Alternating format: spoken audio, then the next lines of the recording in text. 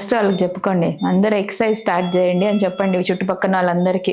Evening walking కూడా కొంచెం మంచిదే, కానీ ఓవర్ వాకింగ్ చేయకూడదు. వాళ్ళ ఏజ్ కి ప్రకారం వాళ్ళకి ఎంత అరిగింది ఏంటి అని చూసుకొని అప్పుడు వాకింగ్ చేయాలి. అదే చెప్తుంటే ఎవరు వినట్లేదు. అసలు మోకాలు నొప్పులు ఉన్న వాళ్ళు ఎక్కువ వాకింగ్ చేయకూడదు. అంటే చెయ్యాలి మరి, బెడ్ రెస్ట్ ఇంట్లో కూర్చోమని కాదు, ఒక 1/2 కిలోమీటర్ అంతే. పార్కులు పడి తిరుగుతూనే ఉంటారు చుట్లు 10 సార్లు.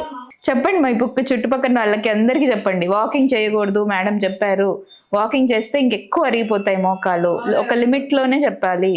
వెయిట్ తగ్గడానికి తిండి అంతే, ఏది పడితే అది తినేసి వాకింగ్ చేస్తే తగ్గిపోతామంటే అది తప్పు. అలా ఏం ఉండదు, మంచిగా తినేసి వాకింగ్ చేస్తే తగ్గిపోతారు అనుకోవద్దు.